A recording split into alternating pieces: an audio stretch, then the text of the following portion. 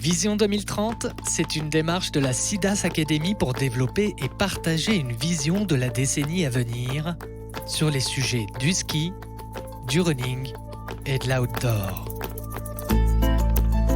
Rencontrer et interroger tous ceux qui sont les acteurs du monde de demain pour partager leur vision à 10 ans et en faire bénéficier tout l'écosystème du sport et de la montagne.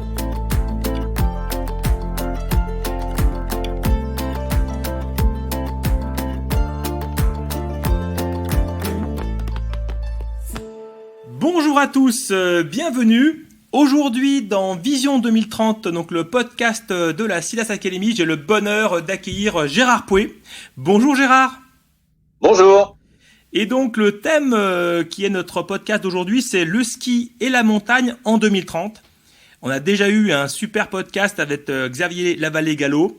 Et aujourd'hui, donc Gérard Pouet, 35 ans d'expérience dans la distribution d'articles de sport, plus de 150 magasins accompagnés, un vrai planificateur du changement. Donc merci Gérard d'être parmi nous. Un grand plaisir partagé, François.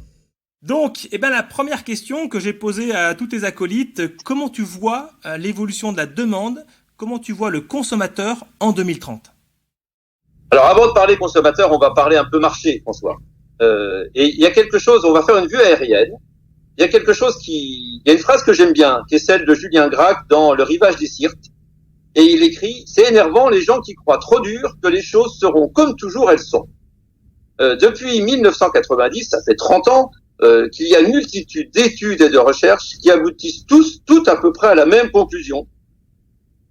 On a 80 stations de moyenne montagne qui sont ou qui vont être menacées de fermeture dans les 10 ans qui viennent. On parle à 2030. On connaît très bien les rapports de la Cour des comptes qui a souligné la fragilité des stations avec des déficits de trésorerie chroniques. Et dans les Pyrénées, que je connais bien, on a 20 stations sur 30 qui vont fermer. Que ce soit Pigmal, que ce soit Artous, que ce soit le Mourtis, Hautacam, la Pierre-Saint-Martin. On est vraiment dans des difficultés où aujourd'hui le seul débouché, c'est le cul-de-sac s'il n'y a pas de transformation profonde. Le modèle vertueux qui est celui qui sera apte à se passer d'un enneigement continu est celui qui gagnera. Les dernières études du GIEC qui donnent aujourd'hui une augmentation de 4 degrés, on aura dans les Pyrénées 7 stations qui resteront en capacité à fournir un manteau neigeux de 30 cm pendant au moins 100 jours, ce qui est la limite de rentabilité d'une station de ski. Alors, par rapport à ça, il y a un déni aujourd'hui que je trouve particulièrement dangereux, mais ce déni, il est lié à 4 raisons. La première raison, on est sur une distanciation temporelle. Le réchauffement climatique, ça semble loin pour les gens. La deuxième raison, c'est le poids des habitudes, ce que l'on appelle le fixisme, l'attachement au sentier. On ne veut pas changer son mode de fonctionnement. La troisième raison, c'est la méfiance vis-à-vis des chercheurs. On a aujourd'hui un nouveau terme qui est assez étonnant, qui vient de la corne d'abondance, qui s'appelle les cornucopiens. Les cornucopiens, ce sont les gens qui pensent que la science nous sauvera de tous les malheurs. Et en effet, qu'on aura trouvé des systèmes pour retarder la fonte des neiges, qu'on aura trouvé un système pour maintenir l'enneigement artificiel plus longtemps sur les pistes, etc. Et puis, la quatrième raison, c'est une influence politique. Moi, j'écoutais le président du conseil départemental de la Haute-Garonne en 2020, donc c'était l'année dernière, qui disait « c'est pas demain qu'il y aura plus de neige ». Donc c'est vrai que tous ces arguments-là se dénient à l'évolution indispensable des stations, passer d'un changement du tout ski vers quelque chose d'autre. C'est quelque chose qui a beaucoup de mal à rentrer dans les consciences des gens. Pourtant, il va bien falloir l'envisager.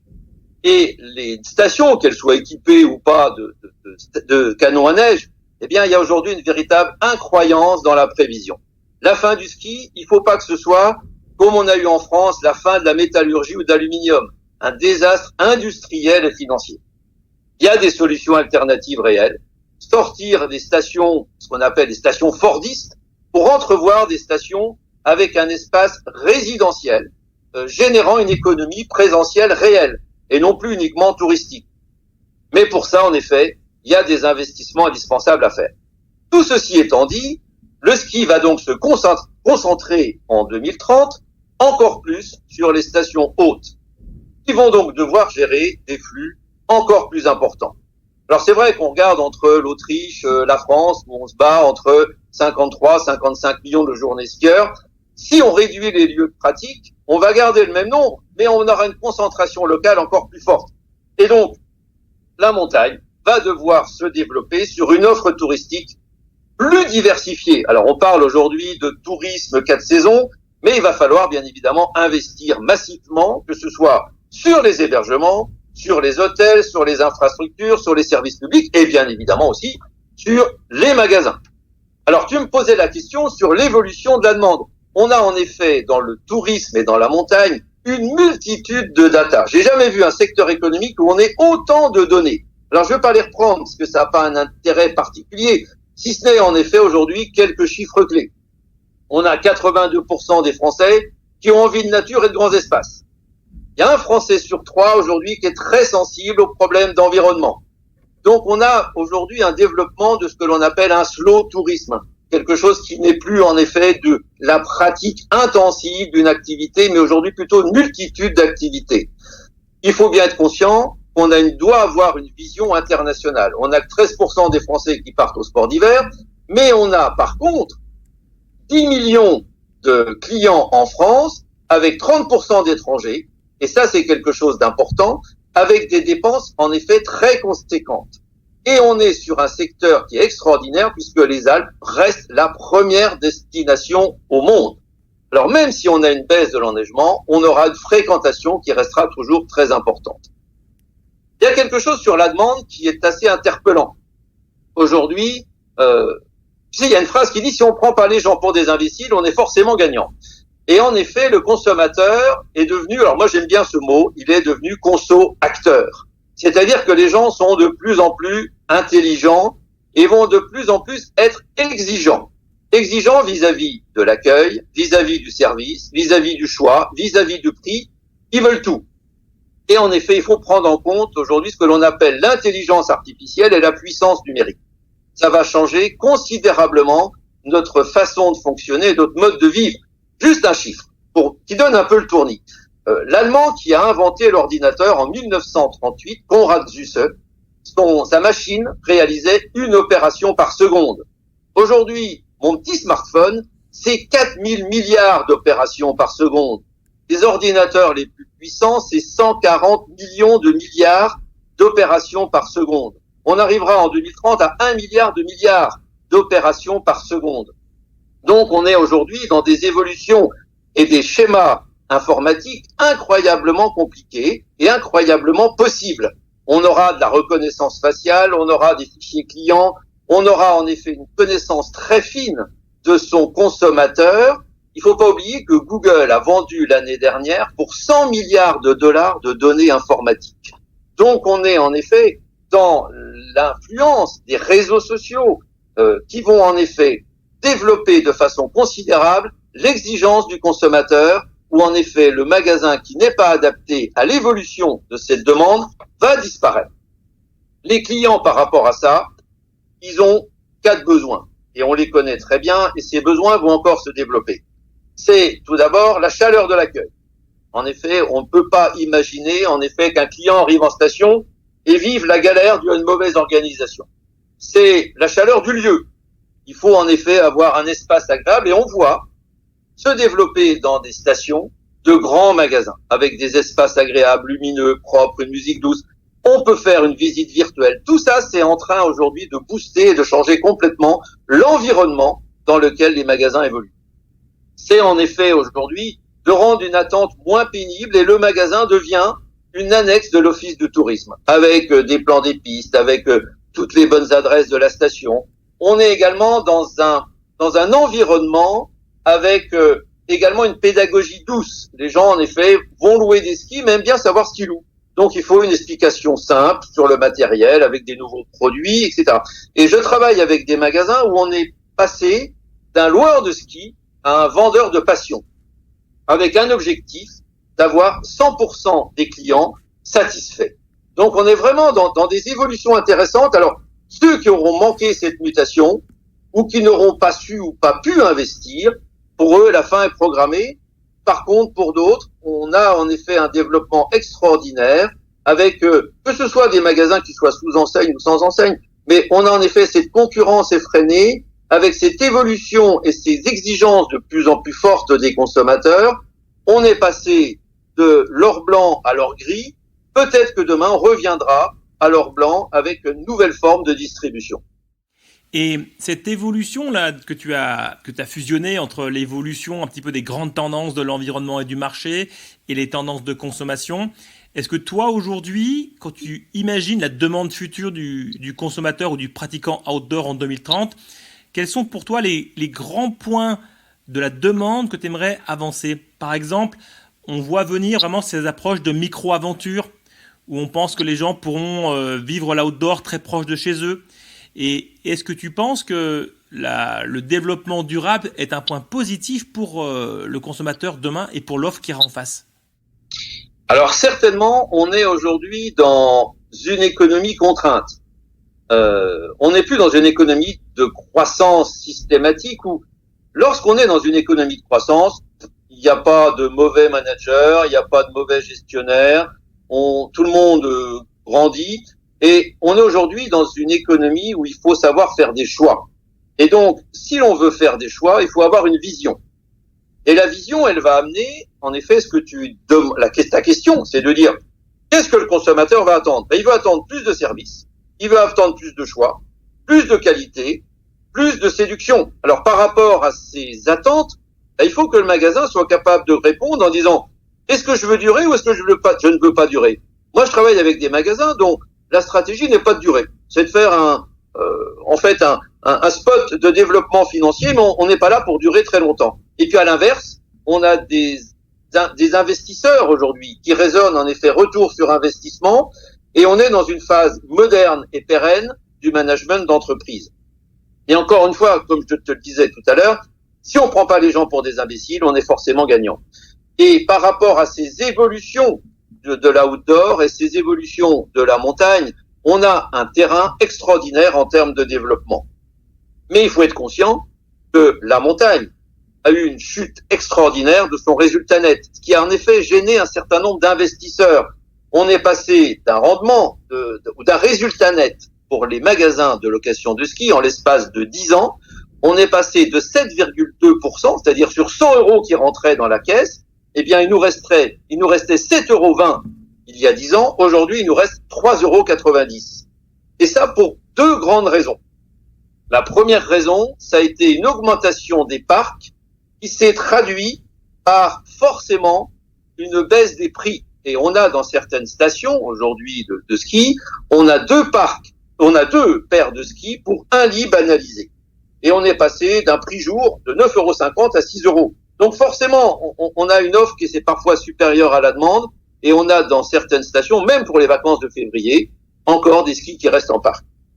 Et la deuxième raison qui a expliqué la baisse de ce résultat net, c'est une augmentation des charges. Une augmentation des charges très importante, notamment du poste loyer, où dans certaines stations, on a des prix du mètre carré qui frôlent les prix de la rue de Rivoli, ce qui paraît complètement fou.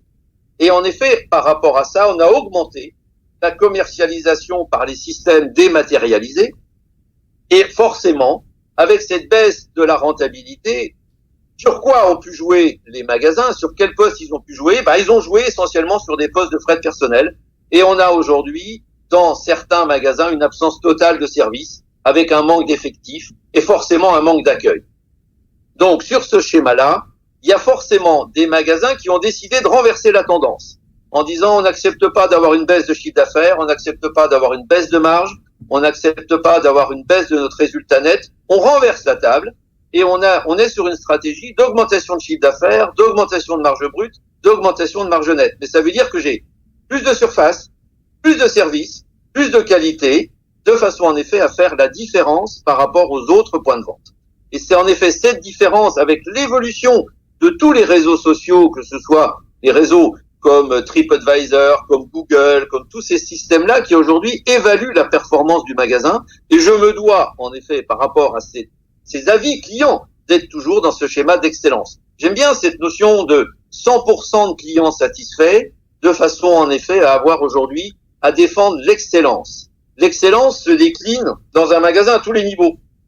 C'est intéressant parce que quand on travaille sur un magasin où on définit comme objectif l'excellence, que ce soit auprès du magasinier, auprès de la caissière, auprès du vendeur, auprès du skiman, auprès de la personne dans l'atelier, auprès du manager, chacun va dire qu'est-ce que pour toi représente l'excellence? Comment tu peux mieux faire ton métier? Et chacun va trouver sa solution de façon, en effet, à ce que collectivement, chacun se raccroche à cet objectif d'excellence. Et ça, je trouve ça particulièrement intéressant parce qu'on va travailler sur du collectif. Et en effet, c'est l'ensemble de ces acteurs à l'intérieur d'un magasin qui va permettre de positionner l'entreprise sur cette notion d'excellence.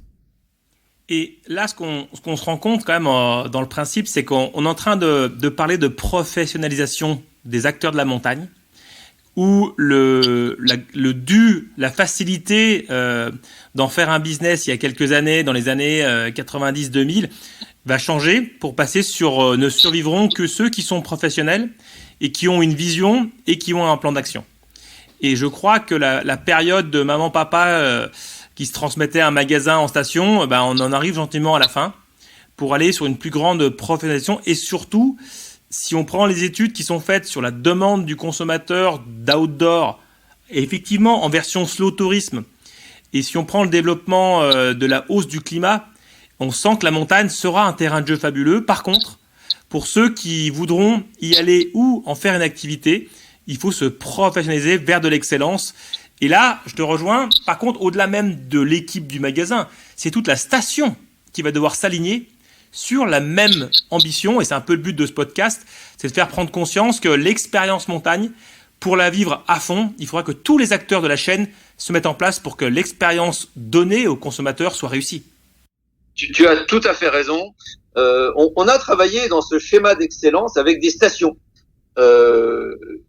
Et des stations en disant, en fait, tout à fait pour te rejoindre, l'ensemble des acteurs, que ce soit la personne qui est au parking, que ce soit la personne qui est au remontée mécanique, que ce soit le restaurateur, que ce soit l'hôtelier, que ce soit l'épicerie, que ce soit le magasin de sport, tous les acteurs de la station doivent être dans un schéma d'excellence.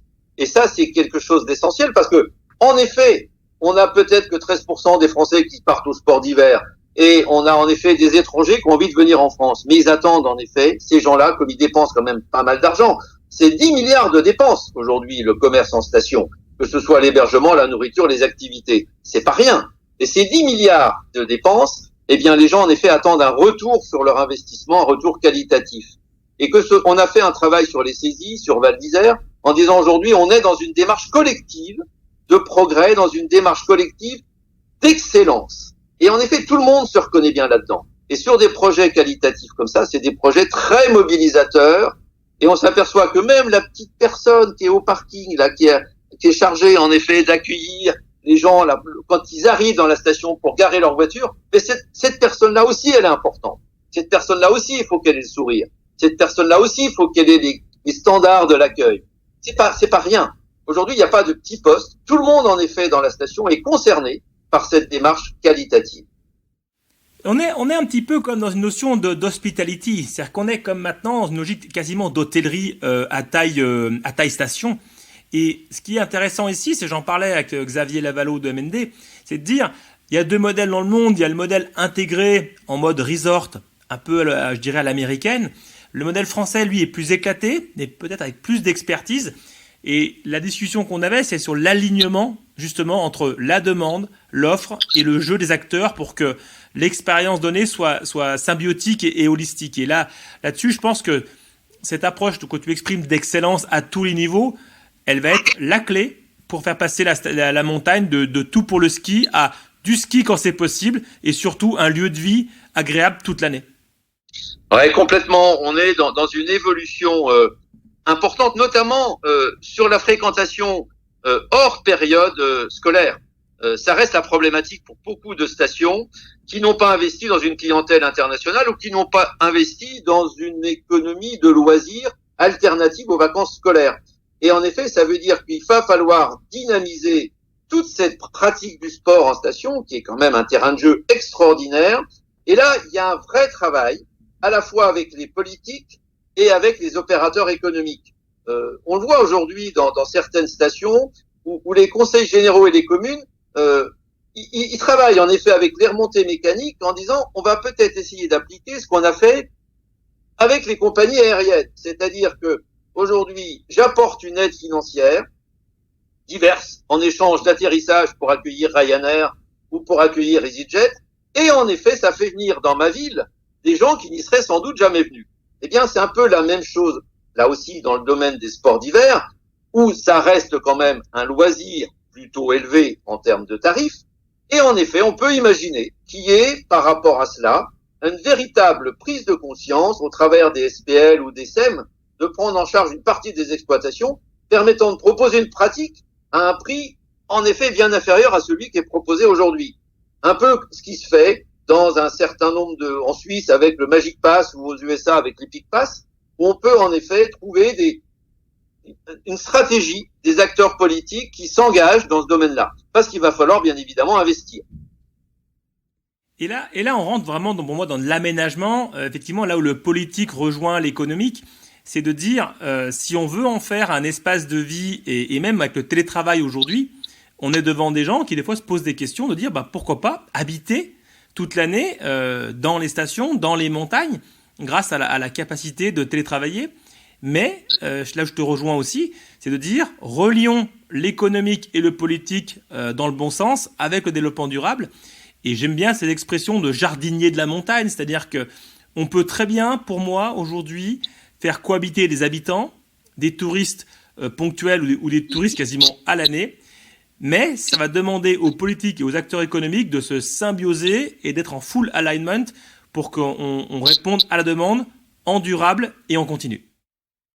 Je rejoins complètement par rapport à ça sur les stations qui doivent devenir des espaces résidentiels. Avec, en effet, ce que je disais en introduction, c'est une économie présentielle et non plus uniquement touristique, à partir de communication efficace. Et là, on rejoint un petit peu une tendance qui va relier à l'urbain, c'est-à-dire que on voit poindre avec la crise du Covid et le côté de travail un peu hybride, présentiel et télétravail, une dissémination des compétences et des talents. Et ce qui va permettre, je pense, à des personnes et à des familles d'aller habiter toute l'année, parce que moi, je suis né à Megève et effectivement, je suis un montagnard natif et toujours désolé de voir autant de lits froids. Et je pense qu'on peut en faire devenir, non pas des Disneyland ponctuels de février, mais passer d'un Disneyland ponctuel à du slow tourisme toute l'année, où la qualité de vie et la qualité de vivre des expériences en continu prendra le pas par rapport à une proximité géographique pour le travail. Je te rejoins complètement dans cette démarche d'évolution de la station qui n'est plus et qui ne doit pas être un Disneyland, mais devenir un lieu résidentiel. Donc ça veut dire qu'il faut qu'on travaille et qu'on investisse sur l'hébergement, qu'on investisse sur les infrastructures, qu'on investisse sur les services publics. Il y a certaines stations où il n'y a plus de médecins, il n'y a plus de pharmaciens. Il faut descendre dans la vallée. Ça paraît impensable aujourd'hui de faire venir des gens en résidentiel quand tu n'as plus ça. Donc il y a un vrai travail, en effet. Il faut intégrer le politique là-dedans, dans ces décisions, de façon, en effet, à transformer durablement la station en lieu résidentiel. Pour moi, c'est vraiment l'avenir de la station, mais il faut en effet repenser l'hébergement qui est aujourd'hui très en retrait. Tu connais bien l'Autriche. Aujourd'hui, si l'Autriche a su accueillir plus de 54 millions de journées skieurs par an, presque l'équivalent de la France, sur un petit pays, c'est tout simplement parce qu'ils ont un qualitatif en termes d'hébergement, de distribution, d'accueil, d'hôtellerie, dont aujourd'hui les clients sont à la recherche. On veut plus faire du Fordisme de station. C'est fini, ça. Et surtout, l'Autriche a je dirais, aussi un système intégratif beaucoup plus fort entre l'hôtelier, les remontées mécaniques, les magasins. Donc, ils sont beaucoup plus en équipe, là où en France, on est un petit peu plus en mode franc-tireur quand même. Donc, il y a un petit côté nécessité d'aligner les acteurs entre eux en bonne intelligence. Et il y a un autre point que je trouve intéressant dans ce qu'on se dit, c'est qu'effectivement, avec la montée en puissance des ascenseurs valléens, on peut imaginer la station vie à l'année. Je pense il faudrait en fait des stations de plus en plus grosses quelque part ou plus intégrées, de pas avoir 3 stations côte à côte, mais qu'elles pensent en vallée ou qu'elles pensent même en territoire beaucoup plus grand. Et ensuite, ponctuellement, pour décembre et février, l'ascenseur valléen pourra permettre d'avoir plus de skieurs en pic par période, mais eux, effectivement, plutôt garés en bas et de monter avec des ascenseurs. Donc, je pense que c'est vraiment compatible. mais ça va demander une vision commune et ça va demander ensuite un alignement des plans d'action. Bien sûr, bien sûr. Tu sais, moi, je suis toujours très sensible aux réseaux sociaux et à à l'expérience client. Et l'expérience client aujourd'hui, il faut pas se leurrer. La montagne n'a pas une bonne image aujourd'hui vis-à-vis des touristes. Les touristes, en effet, ont du mal, en effet, et considèrent aujourd'hui malheureusement assez mal la montagne, parce que pendant très longtemps, alors je le dis un peu de façon vulgaire, mais on a égorgé le client en disant allez, à qui le tour. Tout ça c'est fini. Tout ça c'est fini. Et aujourd'hui, quand tu vois le nombre de tweets qui sont balancés par les touristes, tu sais que c'est assez dingue. Il y a 6000 tweets par seconde. Et tu sais qu'une fake news circule 6 fois plus vite que la vérité. Alors tu as une quantité aujourd'hui de nouvelles, de tweets, d'informations sur les réseaux sociaux, et ça veut dire qu'il y a un vrai travail aussi à prendre en considération, de répondre et de prise en compte de toutes ces petites insatisfactions, de tout aujourd'hui tous ces petits cailloux dans la chaussure qui font que un client, il peut en effet décourager d'autres personnes de venir. Et il faut transformer chaque client de la montagne en ambassadeur, de façon à ce que ce soit le premier commercial pour les stations de sport d'hiver. Et ça, c'est vraiment quelque chose d'important, mais ça veut dire qu'on entretient avec lui une véritable relation, presque une relation amicale, mais une relation en effet en disant « je compte sur toi pour m'amener du monde ». C'est la meilleure communication. Et là, on peut presque, on peut tuer aujourd'hui quasiment les bronzés font du ski. C'est-à-dire qu'aujourd'hui, les bronzés font du ski, la crêpe au sucre, c'est terminé parce que pour plein de raisons qu'on a évoquées ici. Donc il faut passer, je dirais, d'un mode touriste à est-ce que ce touriste peut-être voudra venir vivre demain ? Il faut que la montagne soit plus accueillante et plus inclusive. Je suis entièrement d'accord. Il faut que l'expérience client soit mise en numéro 1 et pas, je dirais, en mode c'est pas grave, je m'en occupe pas, j'étais tellement client de toute façon. Et je pense que le mélange des deux, de faire vivre plus de personnes à la montagne, de les faire venir plus souvent pour leur donner envie. Et en fait, un client content va revenir. Donc je dirais que c'est là où l'alignement, il est facile parce qu'on regarde ce qui se passe sur les réseaux. On peut sentir la satisfaction ou pas des personnes qui viennent vivre la montagne. Donc, est-ce qu'on pourrait se dire que la vision est assez simple de là où va tout ce monde en 2030 et que la question est plutôt a-t-on vraiment envie de mettre la montagne devant les faits accomplis et qu'elle se réorganise en mode durable et en mode continu? Bien évidemment. Aujourd'hui, c'est ça. Tu sais, mais faire des choix, ça veut dire aujourd'hui qu'on fait un tri dans sa vision. Et en effet, il faut savoir où on veut aller. Et on a en effet un changement de génération qui est réel en station. On voit de nouvelles personnes qui arrivent. Ce que tu disais tout à l'heure, où je vends l'affaire à mes enfants, etc. Tout ça, c'est fini. Enfin, c'est fini. Pour un certain nombre, moi, je travaille pas mal avec des évaluations de fonds de commerce et on voit aujourd'hui des nouveaux investisseurs, de nouvelles personnes qui arrivent travailler en montagne avec une vision complètement différente qui ne s'appuie pas sur une vision passéiste, mais aujourd'hui une vision réellement de prospective. Et je raisonne à 10 ans, à 15 ans, parce que j'ai fait des investissements lourds, et je veux savoir dans 15 ans, qu'est-ce que sera ma station. Et en effet, on s'aperçoit que quand on a cette vision à 10 ans ou à 15 ans, parce que ce sont encore une fois des investissements lourds qui demandent en effet des prêts bancaires, un accompagnement, on s'aperçoit qu'on a une capacité à mobiliser des énergies assez extraordinaires, plutôt en effet que d'être dans un fonctionnement de à qui le tour. Changement complet de mentalité. Aujourd'hui, je parle retour sur investissement, je parle rentabilité, je parle rotation, je parle coût du mètre carré, rendement au mètre carré, je parle rendement par vendeur. On a en effet des indicateurs tout à fait intéressants qui, en effet, sont dus au fait que, on a des gens, en effet, qui disent je veux vivre là et je veux bien en vivre. Mais du coup, c'est un cercle vertueux parce que tout va amener, on va dire, si on se professionnalise, si on ambitionne tous ensemble d'offrir une meilleure expérience montagne, le cercle vertueux sera pour tout le monde et donc tout le monde en sortira gagnant. Gagnant dans l'expérience, gagnant dans la rémunération attendue, gagnant dans le plaisir, le bonheur de vivre là. Donc c'est assez fantastique de voir que la montagne 4 saisons, c'était le terme qu'on a parlé pendant longtemps, et je pense que maintenant on parle plus d'expérience montagne en continu. Venez vivre chez nous, venez partager cet espace dans le respect de l'environnement. Par contre, en étant professionnel, parce que c'est la professionnalisation qui permettra la durabilité dans le temps, parce que le modèle sera rentable. Bien sûr, complètement.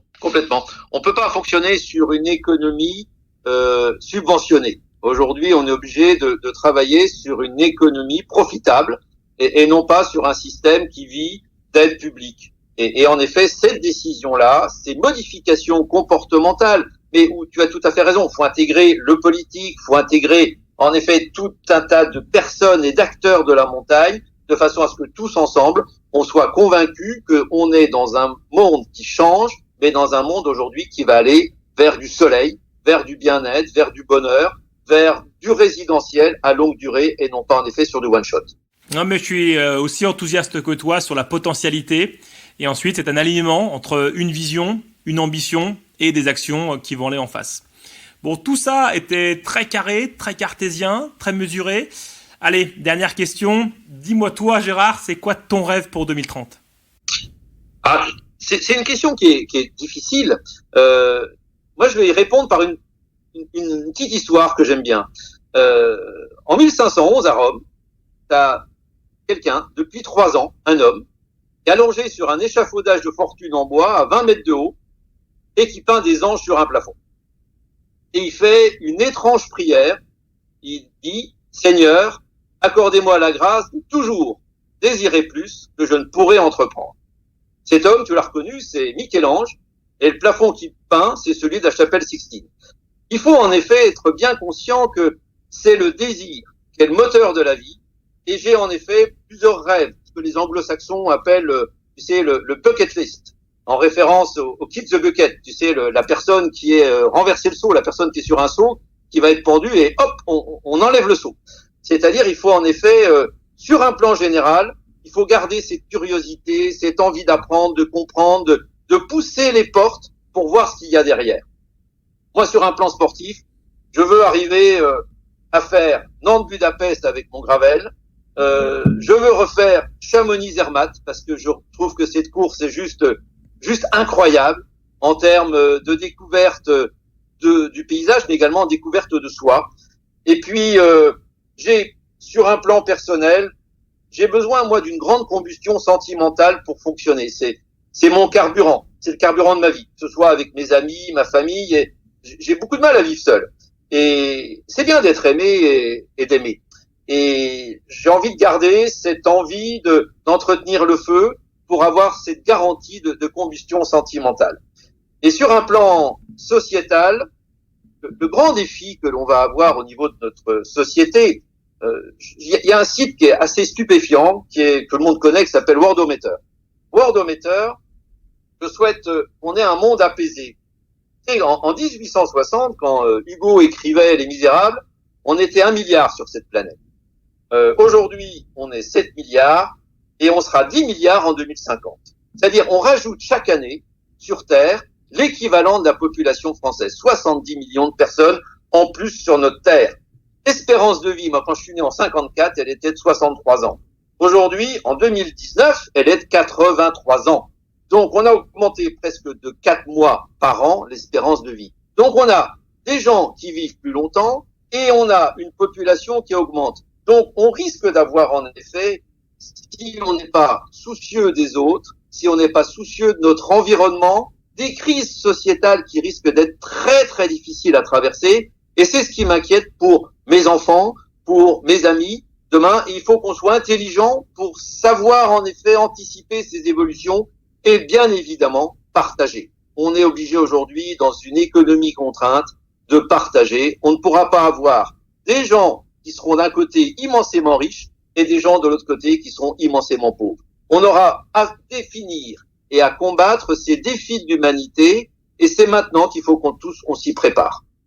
Donc, le gros, merci beaucoup pour tes rêves qui sont magnifiques. Et la bonne nouvelle pour toi qui a envie de vivre plein de choses, c'est qu'on va vivre plus longtemps. Donc, tu pourras avoir un comburant qui pourra être utilisé plus longtemps. Et je te rejoins totalement sur cette notion de partage. Partager ce qu'on ressent, partager ce que l'on vit et le partager à plusieurs. Ce qui va demander effectivement un vivre ensemble beaucoup plus inclusif, beaucoup plus dans la compréhension et beaucoup plus dans le respect de l'environnement. Et effectivement, ça peut déraper. Les points de friction commencent déjà au niveau géopolitique. On le voit dans beaucoup de domaines. Donc, je m'accompagne et je me joins à ton rêve de paix et d'amour pour l'avenir, en pleine conscience également de ce qui se passe. Écoute Gérard, merci beaucoup. Beaucoup apprécié ce moment avec toi, ce partage que tu as fait sur l'évolution de la demande, sur comment l'offre se met en face, la nécessité de s'aligner pour amener une meilleure expérience client et la nécessité de continuer à rêver tout en étant conscient du présent. Gérard, un petit mot de la fin ? Écoute, c'est des moments partagés, ces moments de partage, ils sont aussi liés à l'affectivité ou à l'impression que l'on a aujourd'hui de partager des moments de vie ensemble. Et c'est essentiel. Je te disais, mon carburant, c'est en effet ça. C'est vraiment cette combustion sentimentale et tu y contribues. Un grand merci à toi, François. Merci Gérard. Et écoutez, merci à tous et rendez-vous au prochain podcast. Au revoir tout le monde. Au revoir, belle trace à tous.